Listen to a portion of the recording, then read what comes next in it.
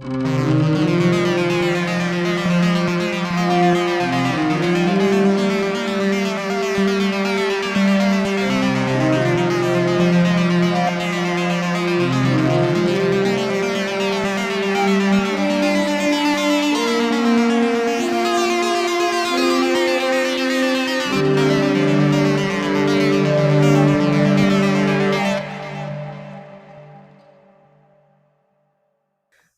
and welcome to Risky Standard, an actual play podcast featuring a rowdy group of best friends playing tabletop role-playing games together.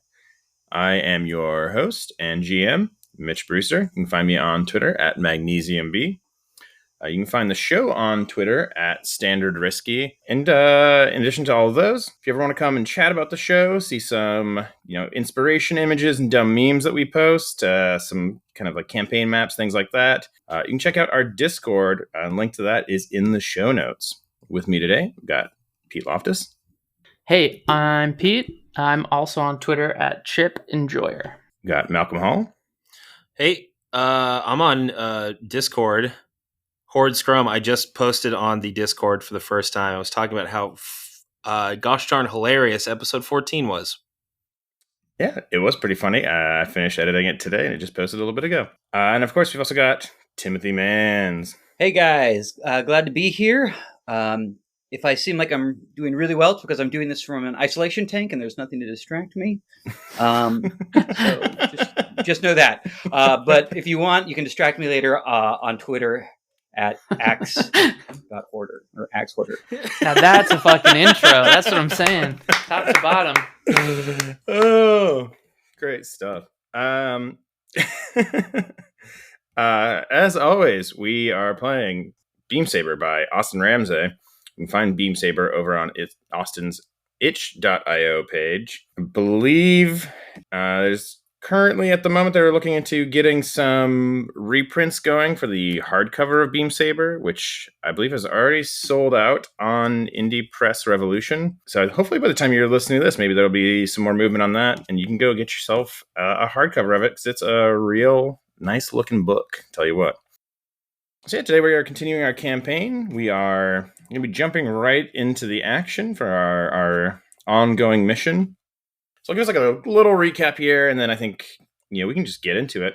But we are, as we have been the last few sessions, at the Lost Crown Saloon, where a 4A tournament called the Diadem Royale has been held.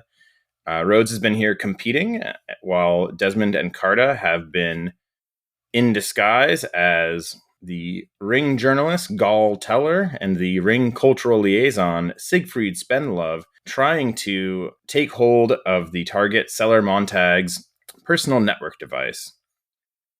So last we had left off, Desmond had finally been able to steal Sellers Montag's coat, in the pocket of which was this personal network device, without his notice, while Carta drew attention to the Concordat cleric Almuric Yet, who was chanting over a sort of Quicksilver necklace that she'd been holding in the corner of the VIP box.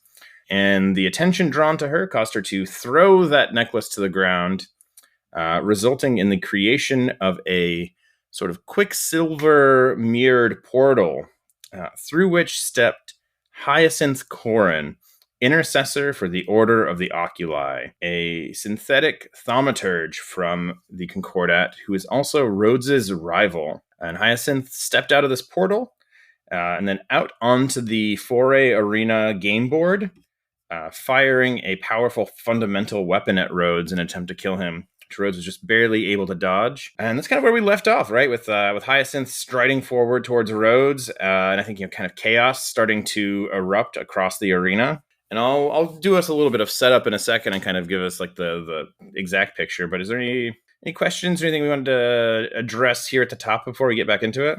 No, just this is like, and I'm just trying to remind this for myself too. This is not technology anyone would have seen anywhere else. None of us So this that's a good question.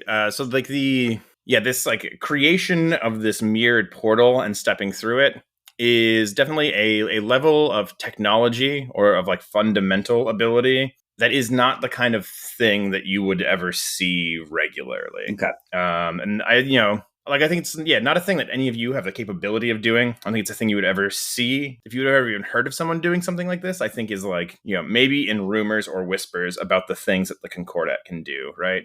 This is like one thing that we know is that the Concordat have a mastery over the fundament and an ability to use it that kind of far exceeds both what the Commonwealth and the Ring are generally capable of. And so, whatever he did with this portal, teleportation like this in general is like, if not, like I said, if not unheard of, extremely rare and weird. This was not a thing anyone would have expected. It was not something anyone was prepared to happen. I think in terms of like reaction for both Carta, Desmond, and even Rhodes, right? This is like a pretty fucking wild thing to see happen in front of you. I guess I just wanted to make sure that was, just so I don't say anything dumb like, I remember, or, no. I did this once. No. This is like, some weird, like space magic. And so, why don't we left off with Hyacinth Corrin marching across the like flickering game board of the foray arena towards Rhodes.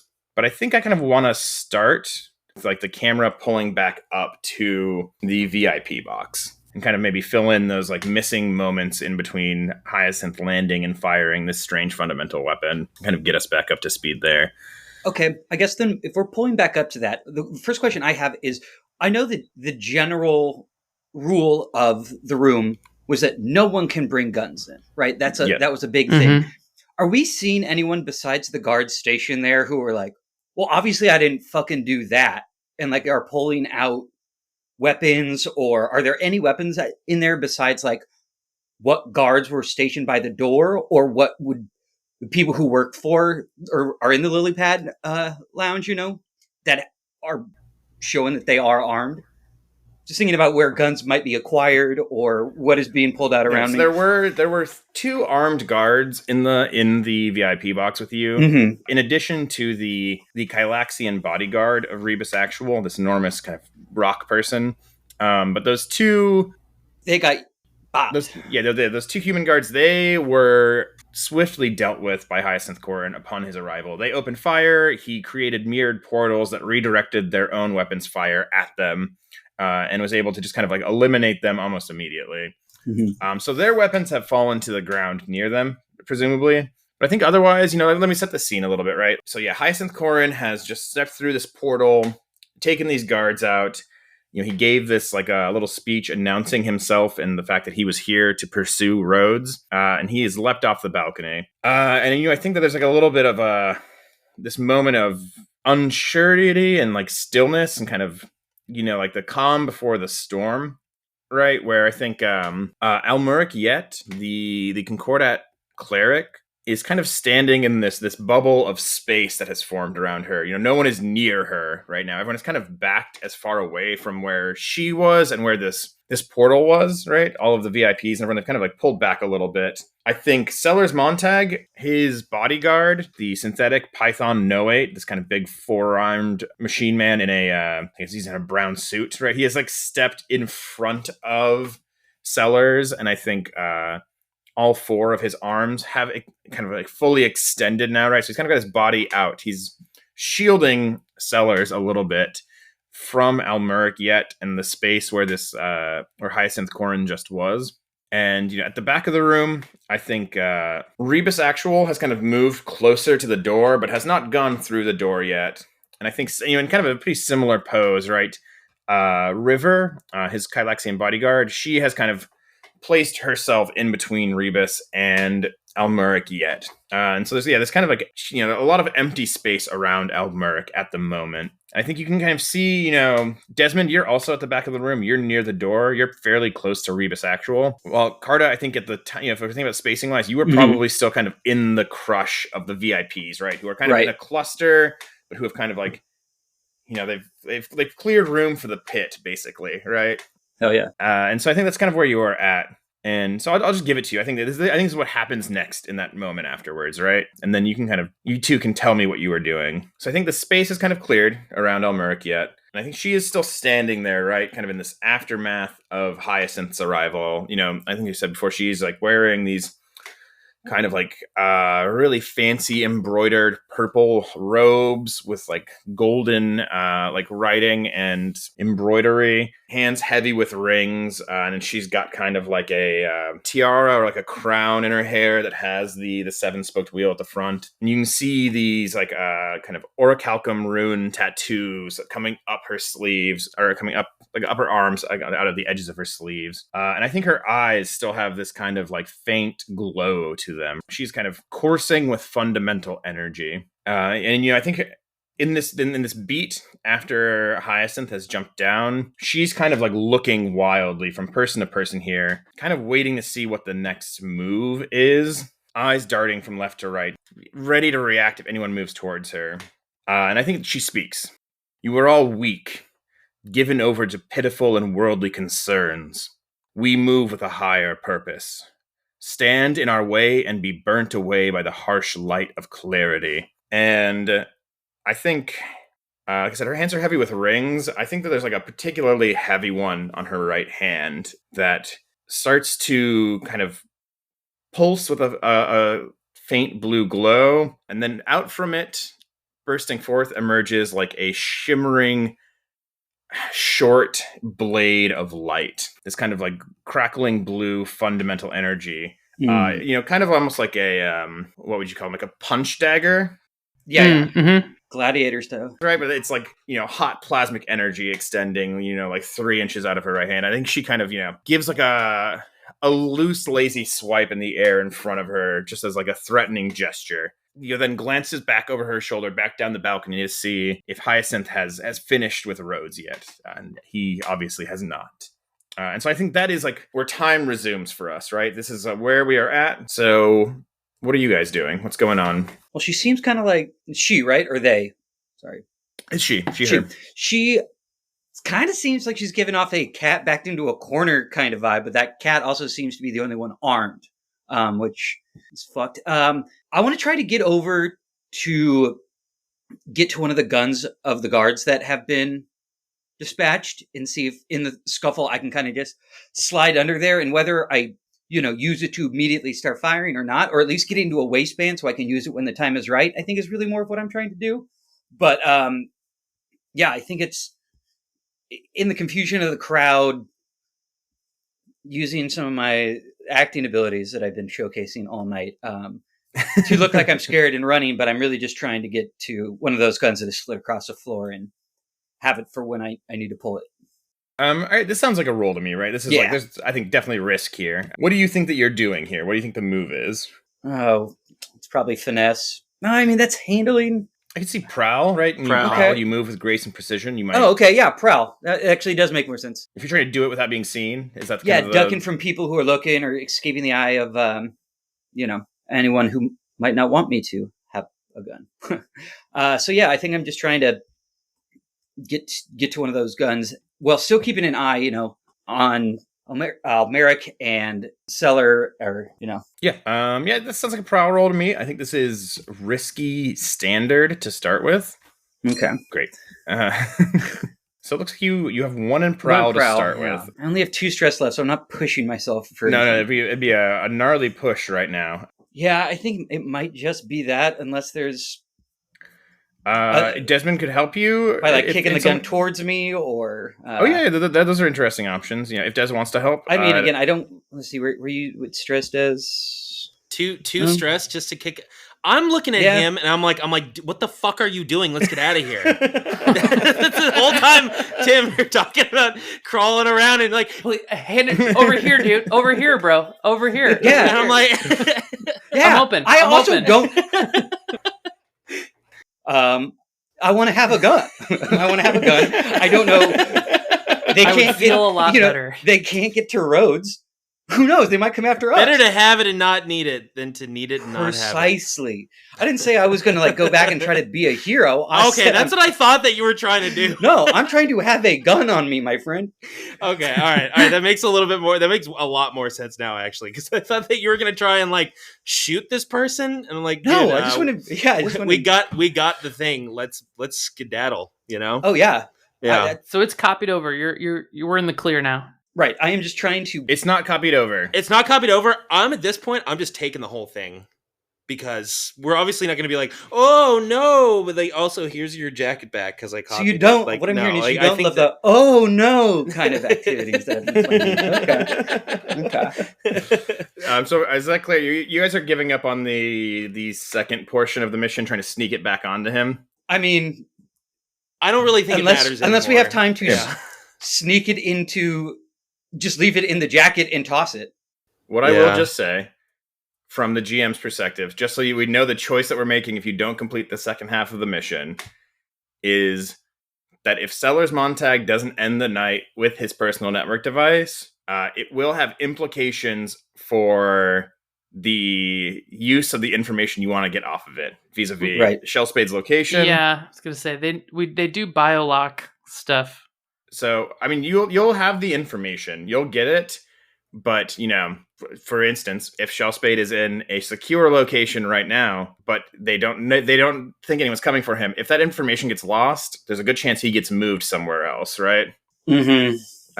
Or maybe security gets increased, right? Something will happen as a consequence of not completing the second objective in the mission. All right. I still think we do have a moment in the chaos to not just run quite yet. You don't have to make that decision yet either, right? Right. But that is just I'm putting that on the table as if you don't complete that part of this mission before you are out of here, that will have a repercussion later. Right. But it won't deny, it won't be a mission failure. Like, you're still going to get the information you need as long as you get home with that network device, but it will lead to complications is what I want to try and, that's the only thing I wanted to, so what you're doing when you make that choice. Yeah. But let's do this roll first, and then we can worry about that after. Yeah. Okay. I think we're just doing straight. 1 dice, risky standard, prowl. Yeah. Yeah, that works for me. Let's get some dice rolling early on. Let's just see what the energy the dice are bringing to the table tonight is. Rolling. 3. Oh, That's a good sign. That is a 3. So a 3 is a failure. And so what does that consequence look like? You're probably asking yourself in this moment. Carta is shot in the back of his head. Instant death. Now, you can still resist, right? No. Des has to weaken and Bernie's him out of the rest casino. Of the mission. Okay, what happens here is I'm gonna move this situation into desperate because Carta, you start kind of like sneaking towards the gun, and you said it kind of well earlier. Almerikiet is kind of like a like a cat backed into a corner or something here, right? Like, she's on edge, and maybe that tells you like something here, right? In that, like, Hyacinth Corrin is down there moving with grace and confidence, just kind of like tearing through these security guards in his move to get to Rhodes. And you saw it earlier that Almeric seemed nervous. She's maybe not like the same kind of combatant that Hyacinth Corrin is. Yeah. But she does have fundamental power. And so I think, she's kind of hyper alert. And so Carta starts to move, and you're maybe halfway to where the gun is. And her head snaps, eyes locked on where Carta is at. And I think she says, no. And with her hands, she kind of gestures, like palms open, fingers splayed out at just the ground below her. And this fundamental glow in her eyes and coming off of her tattoos intensifies. And the balcony, the VIP box that you're in, shakes. It shudders. And near the walls, near the door where you're at, Desmond, you can hear like the groaning creak of metal and the shriek of cabling snapping. And suddenly the entire balcony lurches. It's at a drunken tilt facing down. And the gun slides down past Carta all the way to the edge of the balcony. And everyone kind of stumbles and kind of, falls and shudders back. I think except that's what everybody. It sounds just like that, except a lot of except for, of course, the Kylaxian River is like perfectly held in place. Keeping Rebus actual stable behind her. But yeah, the entire balcony shudders and shakes, and then it is kind of at this drunken tilt, and I think what you realize is happening is that it's starting to pull away from the supports and structures. It is starting to kind of lean drunkenly away from the wall that it's built into. Almeric is using the fundament to tear this balcony away from the wall. And so that is why this situation has gone from risky to desperate. And that why that gun has now slid past Carta and is now, I don't think it's flown off the balcony yet, but now it's like closer to her. Like it's, against like the balcony, like wall and railing. She tilted it down towards her? She tilted it down towards the arena, right? In general. Yeah, okay. yeah. So the entire thing is going to, maybe sooner than not, going to kind of tear away from the wall and just crash down into the arena. She's tearing the whole thing apart. And how many, what's the drop on that? No, not crazy. Probably like 30 feet, 40 feet. But enough that it would not be good for anyone on that balcony. No, it would suck to happen, for sure. It's also a distance that Hyacinth Corrin kind of comfortably kind of stepped off of and landed with like an anime drop. But he's, a space wizard. And no one here is, as far as I know. Where is Gentian Net? Is he safe? Is he okay? Clinging to the backside of Sellers' bodyguard also, right? Oh, my heavens. He's visibly flustered. Yeah. Walrus mustache is like splayed out, right? Like they've Okay, I have a question. Is Carta in danger of sliding off at this point in time? I think everyone's footing has been shaken, but no one, it's not the state where everyone is sliding off, but like you're all suddenly off kilt, right? Yeah, bracing yourself out. Okay. Yeah. But not in the next moment. It's not going to happen. But I think if no one interferes with Almeric yet, she's probably going to tear this whole balcony down. Well, shit. Mm. I'm not saying anything because that puts a gun a little bit closer to me. So. Oh yeah, you don't have a gun either. You only had none of us fake video game guns. There's part of me that just like, do we try to get everyone on the balcony to band together? There's only one of her. Yeah. Right. Yeah. So what is Desmond doing? Or it's just going to have Okay. Desmond needs to start copying that thing right now. Basically, I was like planning on doing it. I think that like as soon as I got to the back of the room and began my plan of copying it so that I could replace it without having him knowing that it was even gone in the first place. All of this started to happen. So Des is just clutching Sellers' coat in the back of the room, watching all of this happening with horror and fear. Yeah. And you're trying to copy it. Is that the action you're taking right now? Is like making that happen? Okay. I'm trying to make that. If I can just at least get that started, I can maybe, assist Carta or try and organize something or Okay. I think that makes sense. I think maybe there's a role here to like do it quickly. Does that make sense? Yeah. The ground is shaking, You've got a moment of opportunity. Yeah. And I think if you can make the roll successfully, you will like connect it. It's not going to take that long to actually work, but it's about like setting it up correctly and doing it quickly and discreetly. Yeah. I think finesse works here for me. Yeah. I think, like finesse, I would also accept like an interface if it's like more about like making sure like the connections are right or whatever, but I believe finesse is probably much better for you. So, yeah. You are going to, just draw the thing together and make the copy. So I think, the flip side of doing that is, like that's the thing you're focusing on instead of stopping Almeric for this yes. for this moment. Yeah. I like that. Yeah. So this is still desperate because the balcony could fall off at any moment, right? The ground is shaking underneath your feet. People are freaking out. So this is desperate to start with. You have 2 in finesse. I think this is desperate standard to begin with. Do you want to use your daredevil ability here? Yeah, absolutely. So when you roll a desperate action, you get +1 dice to your roll. If you also take -1 dice to any resistance rolls against any consequences from your action. So that puts me at 3. I'm going to stick with 3 for sure. Cool. Yeah, why don't we get that finesse roll and then we can see if Desmond's able to kind of get this machine working and uploading. 6, baby. Oh, that's a full success. That's great. Okay. So yeah, I think you withdraw this kind of like this kind of like hard plastic brick that is like wrapped in these apparatus cables. And you're doing this like under Sellers' coat. Like, how is Des kind of like? Give me a little picture here of what this is for you. While everyone is focused on this, crazy stuff that's going on, Des is, pulled out the thing. He's literally just like facing the corner. He's got his back to everybody. As if somebody were to see him, they go, "Hey, what are you doing?" He'd be like, "Nothing." Just pissing here in the corner. Yeah. I get scared.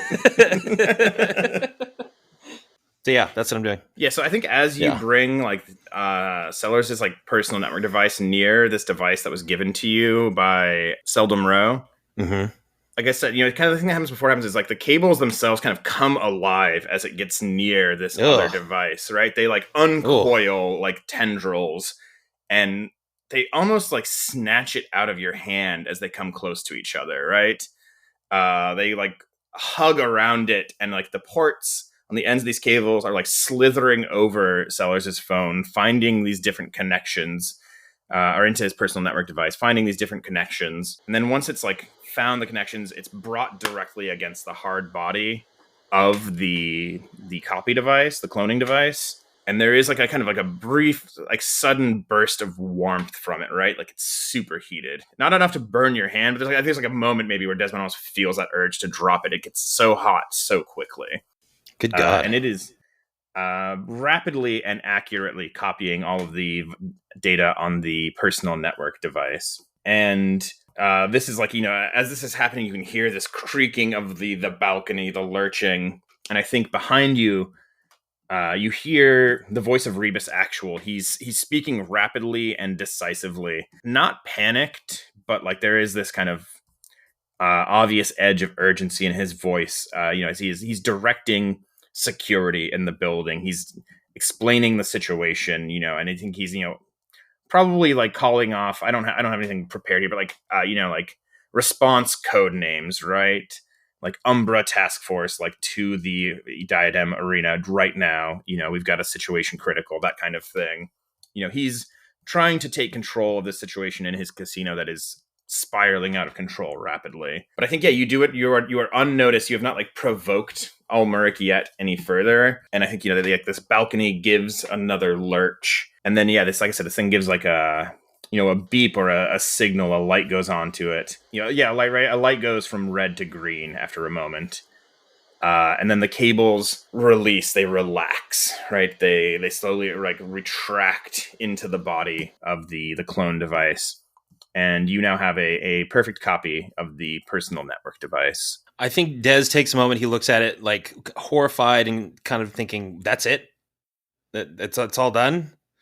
That's all I had to do? All right. Okay." And he slips Sellers' personal device back into his cloak. And he's going to try and like get it at least near him or something so that he'll pick it up. I mean, it slid around in the... balcony. Exactly. There's a lot going on. He's not going to be like, "Oh, why is it there now?" Before we get that moment, right? Like I think we see, Des turn back towards that room. Maybe that's the moment we cut the camera back to the arena floor. Big zoom out. Yeah, big zoom out. The sound of like Desmond's like look back towards where Sellers is. Tracking shot. Yeah. Pulling back, and then the camera comes down to where Rhodes is. In the background noise, right, there's the punctuation of like gunfire, amidst the screeching metal of the balcony tearing apart. This is the gunfire of security forces back on the arena floor. And so, our camera pulls back and out of the balcony and then comes down 40 feet to like a wide shot of where Rhodes... amidst like the flickering terrain of the Foray game board, your rival, Hyacinth Corrin, is marching across the board towards you. You kind of rolled out of your seat in like a nimble dodge away from his initial attack with this fundamental kind of beam pistol, which he has holstered. He has holstered that and he is striding towards you. And so, I guess, my question here is, what do you do? Yeah, so I think, like previously having like kind of leapt from this crane arm pilot seat, I suppose we're kind of crossing each other on this. I like the idea of this like flickering, holographic battlefield kind of phasing in and out around us, as I'm sure all the wires are, cooking at this point. Mm-hmm. Where is the balcony in relation to us? Let's say it's to your right. And so he's not like under it, right? No, it's like, I think that there's like underneath it is probably kind of an empty space in the arena seating, right? And like doorways underneath it that you would use to get to the staircase that brings you up to it. So it'll probably crash kind of into this empty space below. And, so he's there, he's striding towards you. The crowd is starting to panic now, right? People are kind of pushing, trying to get towards exits. There are some security guards in this room, but several of them have already been eliminated by the kind of mirrored portals that Hyacinth has used to deflect their own shots back at them. Basically paying them no mind, right? They are inconsequential to him in this moment. Yeah, I'm like imagining, the kind of chaos and the noise around us just being like backdrop, like it's almost like quiet here. And you said he's holstered the pistol. So I suppose then, I'm deeply unarmed. So I think I am striding towards Hyacinth kind of across this field, maybe sizing each other up a little bit. Mm-hmm. As I'm doing this, I want to take a quick glance around to see like where are the other pilots who are participating in Foray. Several of them have been eliminated during the game, and when they were eliminated, their seats went back under the arena into the staging area that you were in before you rose up. Okay. The only two who were still left, I believe, were Cormac Kalis and Pallas again. And so those two have both, I think, just now like removed their helmets. And I think you can see, Cormac Kalis has like kind of like leapt down from his seat, and I think is, doing kind of the same thing that you are on a different side of the arena. He is like eyes towards exits, towards like possible avenues of action. He is like trying to figure out what the hell is going on, and also like what's my best way to get out of this moment alive. And I think Pallas again has just kind of quietly slipped out of the seat and is like standing there kind of impassively, right? I think arms watching, crossed, I'm even. sure. Yeah, just like arms crossed, like watching what's happening. Kind Mhm. of like a blank expression almost, like stone-faced. I think as I kind of like stride across this, flickering battlefield, I'm going to give kind of like just a sidelong glance to Cormac Kalis and just kind of, be like, this would be a great time, if you wanted to join the cause or anything, but not like counting on that. And I think as we kind of walk towards each other, closing the distance of like, 15, 10, 5 feet to in front of each other until we, are eventually like right looking at one another. I think it's kind of weird, one, seeing, like this distant mirror, but I think Rhodes just say something like, how many times must we play this game? What happens now? Are you going to kill me? Arrest me? We can do it as many times as you need. Just one more time.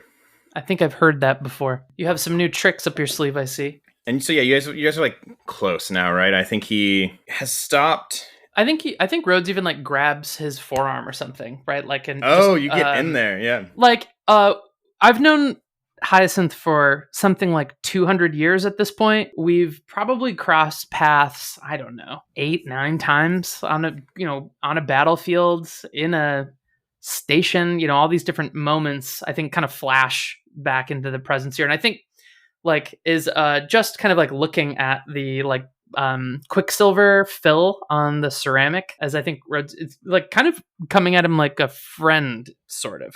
Yeah, that's an interesting approach. Yeah, I think there's a moment where he doesn't like respond immediately with an attack, right? The just one more time, and then I think he says, "I will kill you eventually, but first, I will take back what belongs to me, and then we will take you apart, plate by plate, and wire by wire, to understand what defect exists in you that you would turn against all that is righteous." Oh, Corin. And I guess like my question for you, what's your move here? Because if you don't have one, rivals can make a move at any time, and he's gonna make a move. I kind of wanted to give the chance here to see what was happening, and there's no softness in his expression, right? It's like this monocular slit is blazing with fury and purpose, right? Well, I think Rhodes is stalling for time a little bit here, and I think as they continue talking, I'm going to try to get him talking here. While I'm pulling out and trying to activate a remote vehicle control, Okay. which, I don't know how close that is. But anyway, I'm going to try and fiddle with that, which I think is probably like a switch, maybe on like a hip belt that is essentially like a beacon, like, come to my location switch. As we're kind of doing that, I think I'm going to like poke the bear a little bit, and I think there's like a pause, right? As he's like, I'm going to kill you and take what's mine. Where Rhodes probably sort of just looks down and shakes his head. Says, when you're up there in the darkness between stars on an expeditionary spire ship, tell me, do your captors, or your masters, I should say, do they pay you the courtesy of not mentioning your failure? Or do they commend you for your complicity? Okay. This feels to me like maybe you're using sway or consort, one of these to like. Yeah, I think sway. I'm just trying to like get him talking and be like, I knew you before you were a zealot. Yeah. So this is good. Yeah, I mean, I think, just to hit the mechanics of it briefly, there's an 8-segment clock that represents Hyacinth. And that clock needs to be filled before you can kind of dispatch him as an obstacle during this mission. I think working on this with a sway is good. And you're using this time you said, so you're summoning the redshift towards the Lost Crown right now. Is that what you're doing? Right. That's cool. I like that a lot. I think this is a desperate action, which means you'll take an XP for this. And also, Malcolm, you should take an XP for your previous roll. So yeah, this is, I think, desperate. I think maybe this is standard. I was going to say it was limited effect because he's a higher tier than you, but I think you are, kind of uniquely hitting at he's a higher tier because he's a space wizard robot. Is this a bond or not? A belief? You do have a belief with him, yeah. I do. Which is, I think I don't know if we've read this before. You have a belief with him, which is, I knew you on Feldspar. You're definitely leveraging that here for sure. Mm-hmm. So yeah, I think this is still desperate, but I'm going to say standard effect to start. Okay. And actually maybe great effect, because I think this is actually really hitting at the thing that is his weak point, right? Like the kind of like one thing that his armor and his Quicksilver can't protect against. Yeah, okay. I'm going to roll 1d6 on that. And I have a question. I have 2 level 1 harm, scratched and enervated. Those will give you less effect, but I think they'll give you less effect for physical actions. This is actually like the one thing that I think is not hit by those. Okay. I would say you're welcome to push yourself here if you would like an extra dice. Sure. Actually, no. I'm gonna hold off. I'm just gonna roll 1d6 for now. All right. Bold. I love it. Oh, fuck. It's a 1. Oof. Yeah, I will mark remote vehicle gear. All right. You have a fine remote vehicle control. It's the ace. That is a 1 though, huh? Yes, it is. Okay. So I think, you're arm in arm gripping, right? I think Hyacinth has a grip of on your forearm and you his, right?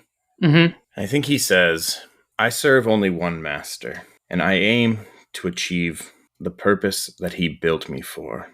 Any mistake along that path, any misstep will be forgiven once I have retrieved the things I am owed and I have done my final duty. He pulls you closer with the arm, right? Like he pulls you into this kind of hug, I think. So that it's like, he grabs your arm and pulls you into him so that you are like shoulder to shoulder, chest to chest, gripping. He's gripping your forearm and he's gripping now in a way that is like, he's not planning to let go.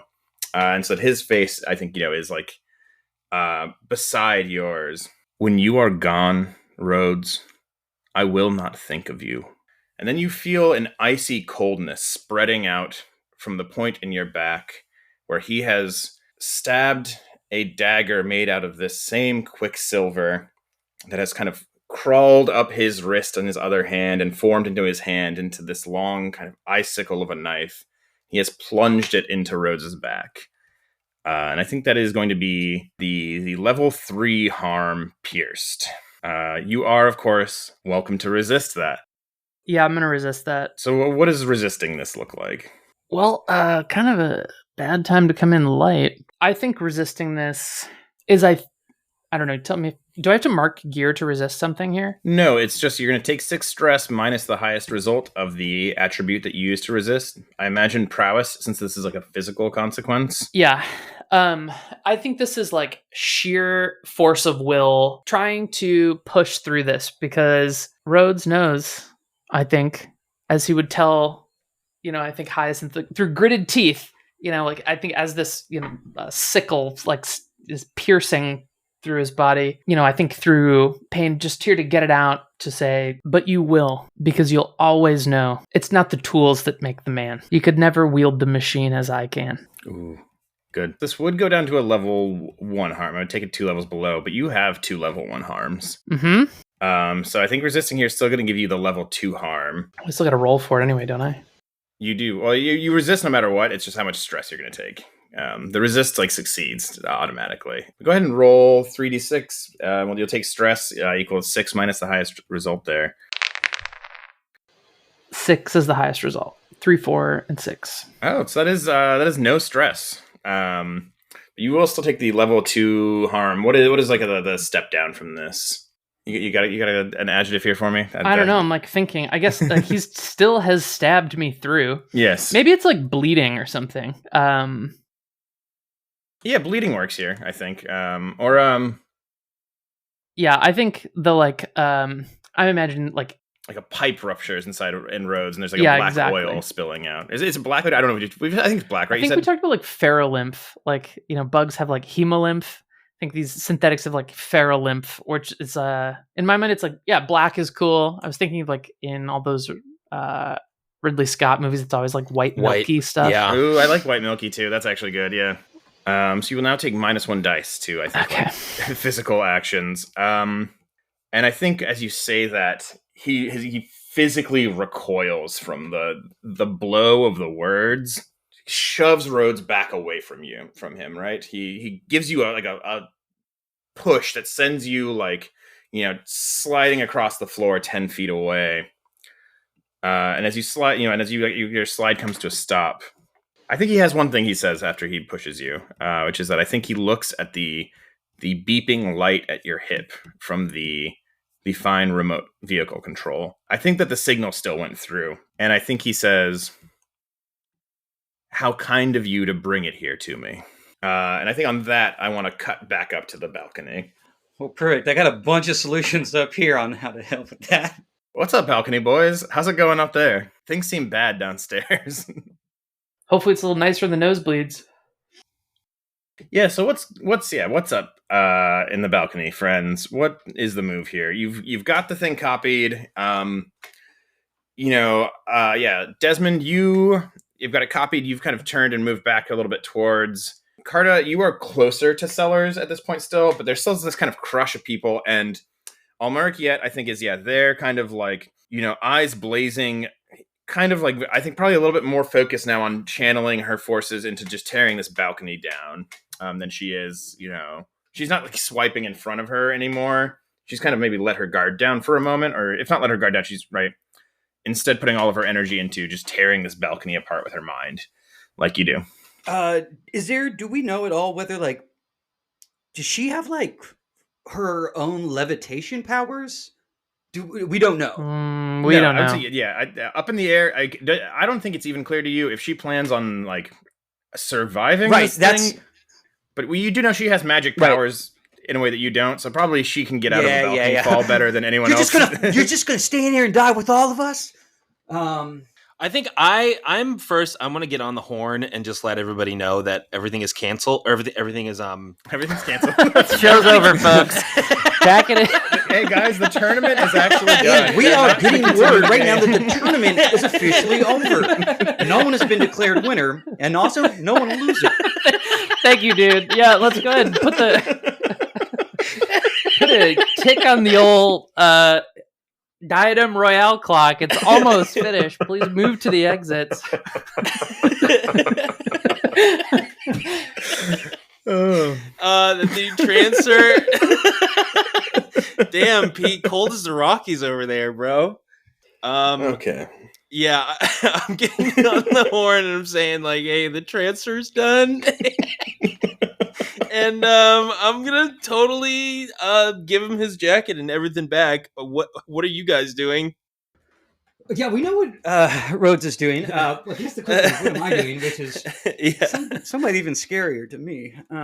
I guess Carta's going to turn to Python, like because they're all, I imagine, crouched down, coming in a similar area, and just, are we going to let her tear this off? Can we? There are more of us than there are of her. And after saying that, turn to Rebus and be like, Rebus, what do we do? Like, hopefully that there can be like a kind of a swelling of action on the balcony that either forces her to do something or gets enough people heading that direction that, I don't know, she has to focus more on protecting herself than there is like tearing the balcony off, perhaps. But I think it's kind of like a rallying cry of what are we all going to do? Collapse here on this balcony? Okay, is that the action? That sounds like an action to me. That sounds like a thing you could be doing. And I'm like, I'm with Gall Teller, and we should, Rebus, come on, let's all bum rush her. I guess it's swaying the people of like using the charm or whatever, the repartee that we've built up all night. Like that, what are we going to do? We can't just let us all die. I'm not going to stand here and let her just collapse us on there without trying to do something. I'll take that. Yeah.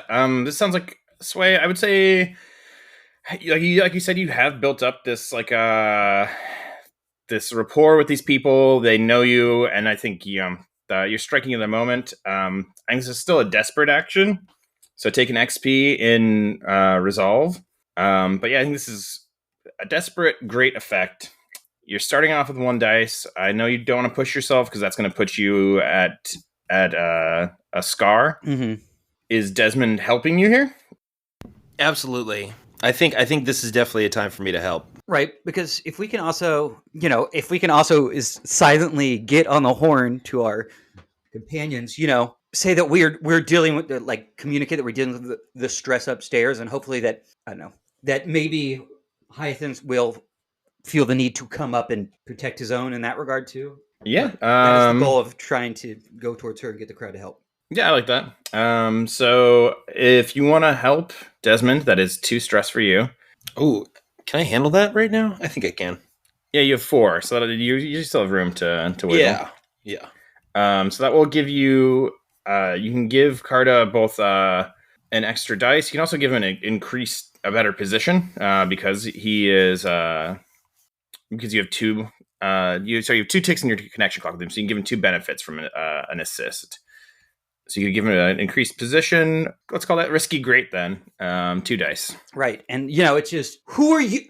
Who are you to do this to us? You step up here with all this fucking power? This is not what this event was for. None of us should be accepting of this. What, are we going to die here in a pile of rubble because this person decided it needed to happen? This is a vulgar display of power, I say. Yeah, perhaps we can legislate this away. Well, it's looking like the people on the balcony are getting extra upset. Let's see what goes to them. Roll them bones. Give me 2d6. Rolling 2d6. 2 and a 6. Nice. Hell It's gonna be a big scoop for the Sedge Sentinel. Whew, yeah. Gallteller did die in it regardless of what happens. So I think, you spur the crowd to action. I think a couple of things happen here, kind of in very rapid sequence. There are 3 individuals who find themselves kind of moving. The entire crowd kind of pushes in a little bit, but I think it's kind of 3 other people here who take the lead. The first is Python No8, the bodyguard of Sellers Montag, who I think Sellers, looks at you and is like, yeah, right. And kind of slaps Python on the back. He's like, come on, let's get him. Right. And then, still standing behind him, kind of pushes him forward a little bit. And I think, so Python, it kind of moves in on Almuric yet. And next to him, the Chiropteran with the one-eyed bat symbol on his lapel.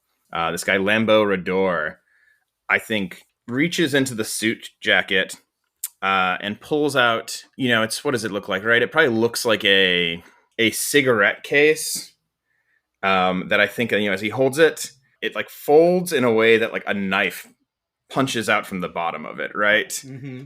And revealing that he did in fact manage to get a weapon in here also. And so I think that those two move in first. And so this is a success. This is a 6. Mm-hmm.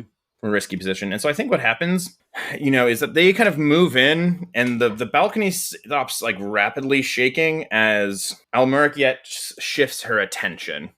And I think she, swipes in front of her with that fundamental blade, trying to get them to back off. And, Lambeau Redor kind of does like, they're kind of exchanging these kinds of like hesitant swipes. And then I think Python No 8 just moves in to grab her. Right, he goes in full force. This big 4-armed robotic man, and as he does move in at her eyes blaze like a brilliant white. Right, like it's light spilling out from them, and she brings her hand down towards him.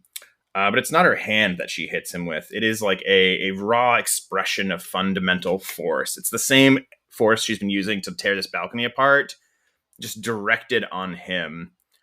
And, there's another sound of screeching metal as I think like the chassis of Python No 8 is just crumpled under the force of the blow. I don't know if it's clear immediately if he's dead or not, but he's immediately struck down by the force of her attack. But in the moment afterwards, that light kind of drains from her eyes and her tattoos lose that glow. And she's kind of, like heavy breath panting. And I think that is the moment when River, the Kylaxian bodyguard of Rebus Actual, steps forward. And I think, in the same way that you would like swing at a bug, swats her with one arm and sends her sailing off the balcony. But I think also as River steps forward, the weight of this Kylaxian, there's another heavy groan of the balcony.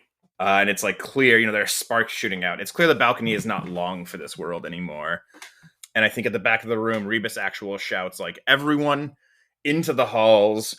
Security is on the way. Follow me. I'll bring you to a secure location." And so, yeah, you have obviated the threat of Almuric yet, right? She has been knocked sailing across the room off the balcony.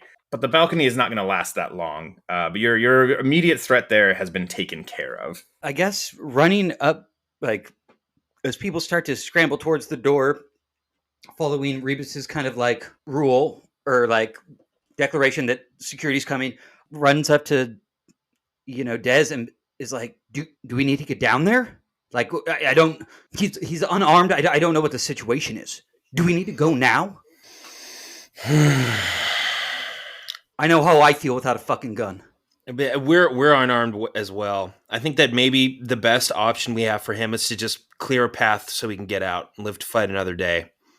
I think, but first, and I'm like, okay, but hold on. But first, and then I take Seller's jacket and maybe just like put it on his shoulders or something. You just shove it into him as he's like scrambling. I shove it in him. I was like, we gotta get out of here, man. Yeah. Yeah. I think that there is, just to give it to you, that was a success. You can see that pistol is still like resting at the base of the balcony, right? Mm-hmm. The side that's like leaning towards the arena, it is like kind of on the edge there. Okay. Then I go, Dez, get out. I'll be right behind you. And, kind of does the hop over a chair. You see him slide through a little bit of debris and swipes up the gun. And looking over the balcony, can he... I think the timelines have synced. You can see Rhodes on the ground, having just been knocked back, right? A trail of this milky white, like ferrolymph fluid, like... from where he slid across the now like dimly flickering foray okay, board. And then as that happens, caught with the horror scene, Rhodes kind of reel back, gun in hand, kind of just using the eye of the marksman that he's got, just shouts, "Relic!" and tries to, say a name that maybe Hyacinth doesn't recognize, so he doesn't know exactly who's being shouted at, but does his best to get that gun down to him before the balcony collapses, and goes, he leans over the balcony as he like kind of loses balance and tries to like scramble up before anything else gives out, and tries to get to a place closer to safety. I don't think that there has to be a role for that. I think that's cool, and that can be kind of an extension of the success here, right? We see that pistol sailing through the air, and it hits the foray board and then slides skittering until it lands spinning like near roads on the ground. Yeah, like in a puddle. Yeah. Des, you said you know what you're doing next. Yeah, I'm gonna go find the bikes, I guess, and because we didn't ride, we rode in on what are they called again? Dust cutters. Dust cutter bikes. Dust cutters. I think that those bikes are in. I would say those bikes are in like the parking garage, right? They are like floors below you. Yeah, You guys are on the third floor of this building, or the second story of this building right now. yeah. I think in terms of like thinking about exits. Yeah, it's probably not gonna be able to get that. I was kind of hoping that like maybe like me and Carta and like Utah Alexander could like swoop in and like scoop them up right on the foray board on the dust cutters and like zoom out and have like a little chase through the casino. But I think it might be like a more you might need like a more immediate plan of exit than getting to those at the moment. They're a distance from you at this point. We can also come back to Rose here if you don't have a thing locked and let him. Did I take any segments on the hyacinth clock? No, because that was a failure. You also, I would just say you don't have to fill his clock to escape. Just curious. So I think we maybe go from like camera, this gun sliding across the floor, I'm imagining end over end, kind of resting at the edge of like a, puddle of like hemolymph synthetic blood. And I think there's probably like, a split second of Carta throwing it hitting the ground, clattering, as Rhodes, I think, is collecting probably like one hand, over the wound, blood still spilling out as he grabs it. I think shoots a glance up to Hyacinth. You can tell me what he's doing, but I think it says something like, is this what you imagined? Was this the glory you were promised? Springing forth out of jewelry to attack an unarmed rival? Far cry from scripture. And I think right then I'm going to pull another tool. I think I'm going to mark climbing gear. Okay, yeah. Is that 2? Climbing gear is 2, yes. But you get 2 extra load of tools and gear because of your recon rigging. So you will still have 2 load left over after this climbing gear. Mm-hmm. And I think like gun in hand, other one probably reaching for like an ascender, kind of like one of the grapnels we've seen before. Ka-chunk, like I'm going to shoot up to the ceiling, like hopefully try and just get out of this immediate kind of foray battlefield. And I think as the, ascender is winching me up, I'm going to start kind of just like letting off shots at Corin. Sure. Damn, that was my second idea, to drop in from the ceiling and rescue like that movie Brazil. Are you like, where are you shooting yourself into? Like into the stands or? So my understanding is we're on the floor. There's like a second catwalk around it, and there's a layer on top. But it sounds like some of the infrastructure of the building is kind of like falling apart. In this like arena, yeah, I think like that. This balcony box has like been pulled out, and it's pulling the wall out with it. Yeah. I'm gonna try and get between where that wall is separating, because my goal is to try and get out of this building, at least up to the catwalk. Like I'm just trying to get out of immediate stabbed with a Quicksilver. Yeah. I think like there's probably is like a catwalk like rafters situation above that you can kind of bring yourself into. Sorry, wherever like the projectors for 4AR. Yeah, for sure. Yeah, there's definitely of course there is like a rigging up there and like crew rigging up there for sure. There's like a place up there. I don't know if I don't think that the balcony box is necessarily pulling away from like an exterior wall. Okay. Because I think the arena is like, inside this bigger building that we're in. Well, you can't knock me for trying. But there are probably walls here that I would say are against the exterior if you were trying to like blast your way out or something. For right now, I'm just trying to kind of like shoot some rounds off here and get out of like immediate stabbing range. Yeah. What is the action that you think you're doing here? I think this is probably, finesse, acting quickly, using a tool to try and like zip out of here. Yeah. I guess if the question is if the role is focused on fighting or focused on escape.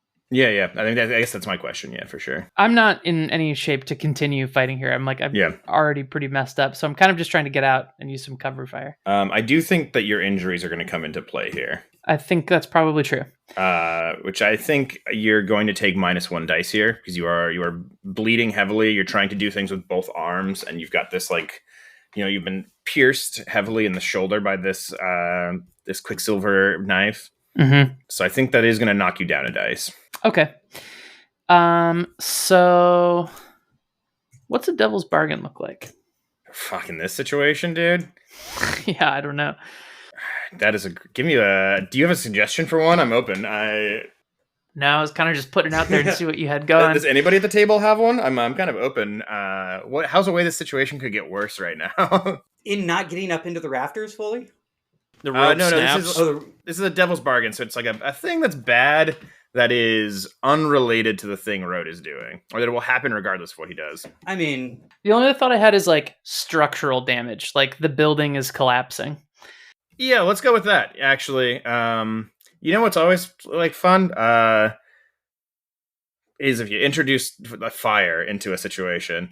I think, the balcony's been tearing apart. These cables are kind of like whipping around, and there's like a power surge, right? And I think maybe it starts on the board, right? Suddenly, like the board's lights like go from like dimming to like hyper light. Like the light intensifies, and then we hear like bulbs popping and cracking as this power surge runs through the entire system. And I think you see like bursts of flame start to come up from underneath the foray board. Yeah. There's a fire in the under system that undergirds everything that has started now because of like the faulty electronics from like all of the structural damage that's happening. There's like a fire starting to go up into the room. That'll be about Devil's Bargain if you want to take that dice. And that would give me greater effect? That would give you an extra dice, which would put you back at 1 dice instead of 0 for finesse. I'll take it. Do you want to push yourself here? Yeah. That is 2 dice, baby. Do I have anything else tricky here? Can I take my red comet 1d forward? What is this? My special ability. When your reputation as a pilot of great skill, when you try to impress or dismay someone using your reputation, take 1d. Yeah, I think... Probably should have actually used it previously when I was being snarky. Yeah, we'll carry it forward. I think your line about being the better pilot is like a good rejoinder. Let's roll that one into this. Yeah, I'm happy to give you that here. Okay, 3d6. 3d6 to get up and out of there. Desperate, standard effect. That's a 6, baby. Woo! So that's a XP for desperate, right? It's an XP for desperate in prowess, yeah. We've been really throwing out the 6s tonight. Yeah. And so I would say, you're able to hook into the rafters and you're firing shots. And the thing that you have is like a heavy like hand cannon. It's not like a light firearm, I think. Like it's like, like a heavy, like these guards that are around Rebus are, they were around Rebus. Like, the gun they were carrying was meant to like put someone down quickly if there was a threat to Rebus actual. And so I think the same thing happens where like you get a shot on him as... I'm not shooting at him. I think my thought was like in my mind, the foray kind of grid is like all these like squares of some kind of, material that's like projecting through. Sure. And I want to try to destabilize it to like drop him into where this fire is, like a... Oh, that's so cool. That's great. Yes. Yeah. Especially with the fire already starting. Yeah. I think, you're blasting these squares and he's stepping forward, and he's looking up at you because he's so incensed by it, right? You've been attacking his integrity, his purpose. And so he's striding forward as you're firing. And so I think, that zipline hooks you up, and as you're going up and firing, you see him like striding forward across it. And he's like, I think he starts to crouch a little bit, like he's about to try and leap up after you. And whether or not he can do that, you don't get to see, because as he does, that floor gives way, and there's a burst of smoke and fire up as he's like collapses into the floor below. And I'm going to tick 2 segments on the Hyacinth Corin clock. And that is ongoing throughout the game. And if that clock fills up, he's out of the game entirely? Or is it for this mission? That is for this mission. Okay, just making sure I understand. Hyacinth Corrin is a rival, and so the thing about rivals is, much like your drive, you can't kill a rival unless you spend 2 drive clocks to do so. But anytime they show up, at the bare minimum, they get an 8-segment clock, a challenge clock that represents the challenge of them on that mission. So even if you guys kind of team up and do your worst, Hyacinth Corrin cannot be killed in this mission. Mm-hmm. But I think on that success, you're able to, I think it's the rafters, right? You're able to hook up into the rigging above and bring yourself up and kind of, pull yourself over onto a catwalk. So you're looking down now on this arena. I think a lot of the crowd has managed to flee at this point, fleeing out the exits or towards the main floor of the casino. Because I think that's where most of the exits here funnel out to, is into you're on kind of this ancillary wing or edge of the casino of the Lost Crown. The body of it is, where you were earlier, that big room with the fountains and the game tables and the conversation pits. And then the floor below you is the main floor of the casino, of the saloon, that is not the Lily Pad Lounge. And I'm going to say also here, in the time that this takes to happen, if they want to, I think Carta and Desmond are probably able to scramble out of the balcony and into the halls behind it, away from this falling structure. I want to be off the balcony. Yeah, I think that's what was my plan. As soon as I'm on 2 feet on the catwalk above, Rhodes is running, sprinting for, anything that looks like a vent, anything that's going to get me outside of this building. And I think as I'm just kind of taking off, trying to get to the Redshift, which is, I'm hoping, close by, coming on the throat mic, just say, Des, Carta, go now. Get out of here. Get to Low Tower. He will not stop. This is between us. Way ahead of you, buddy. Way ahead of you. Let us know if you need any backup. I think Desmond is exiting the casino and going out. And is there a lot of chaos going on right now? People There's a ton running of chaos. outside? I think you guys emerge from the balcony booth into this kind of hallway. There are exit signs for stairs that will lead you out towards the main floor of the Lily Pad Lounge. And I think you can see there are people in the hallway, right, rushing that way. Or there's kind of a crush of people all fleeing the Diadem Arena, trying to get away from the chaos that is happening. And so I think it's pretty easy. It feels like we're moving towards a conclusion here. I think it's pretty easy at this point in time. If Des and Carta want to kind of move with the flow of the body of the crowd, it's not that hard for you guys to blend in and kind of be swept up with these other people who are exiting out into the main casino. And then presumably 2 emergency exits from there on out to the street. Yeah. I think that we make it out to the street, and I look to Carta and I say, okay, I think we should split up. Meet back at Low Tower. Sounds good. And then I Grand Theft Auto someone. Oh. And Carta is running over to... Yeah. I need this. Carta's running over to where the keys for the bikes that we rode up on. Didn't we ride up on? Yeah. Do we want to try and go get those? I mean, I'm just gonna find where the what are those? The valet? The valets held the keys and just kind of break open the door and be like, "Those are the keys we use," and grab one of those and go find the bikes and speed out. That was my visual that I was going to take. I think it's kind of a narrative at this point in terms of I think you want to hop on the back of my bike, and the both of us just ride off together. I do want to, but I think that we should split up because we don't know who's watching. We probably would. Yeah, we would be. If they could get both of us together, that would be real nice little score for them. So I think we should split up. All right. Well, I'm gonna go grab the keys for the bike. I'm gonna go knock someone off of a motorcycle and just steal it. Both of us on motorcycles, going opposite directions. Yeah. Mm-hmm. Sneaking around the traffic. It's like in a Fast and Furious, even though neither of us are dying after this, hopefully. The kind of the highways speed off, Yeah. R.I.P. Paul Walker. So, Rhodes, as your 2 buddies are having a really easy time getting out of the building, you're up in the rafters as the arena burns below you. How does Rhodes shoot to make an exit here? I think you get like the alert, on your fine remote control device that the red shift is near. Mm-hmm. Your call has been answered. Your machine has been, come up through whatever kind of secret tunnel you guys use to launch out in the city, and is, you tell me how it's getting there, what this looks like, but I think it is, your call's been answered. It's arrived. Yeah.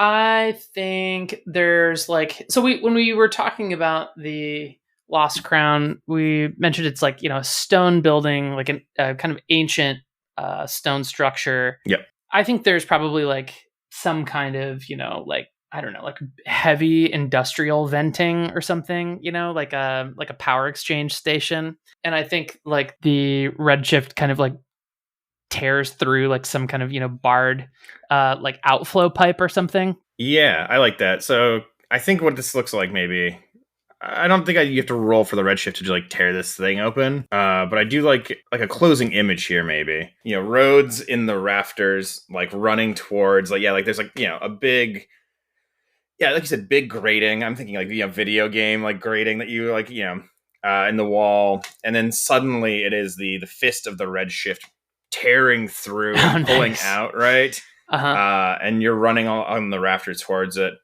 And, it is the light of the 5 moons filtering in, the off-white armor of the red shift on the other side.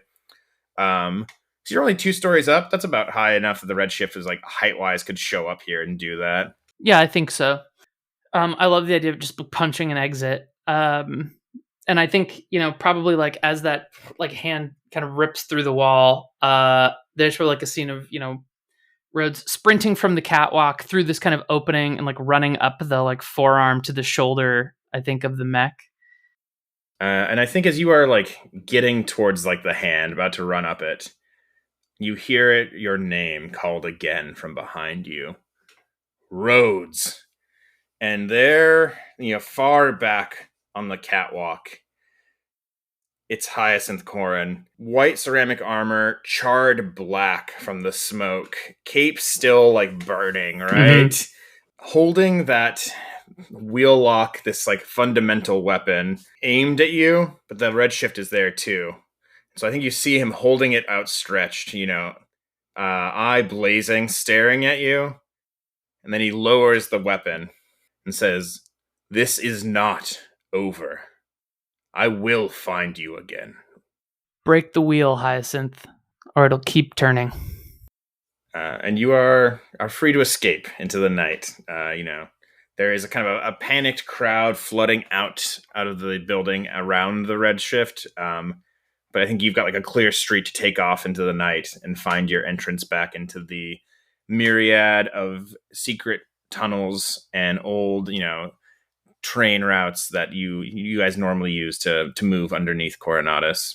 And I think we close, as the red shift escapes into the night, as the bikes go off, it's just this smoldering image of Hyacinth Corrin standing in the punched out ruin of the exit that Rhodes has made. And once the red shift is like truly out of sight, I think he turns, and the same shimmering mirror portal that he like came in here through, another one of these is like formed in front of him, and he steps through it, and it is gone as well.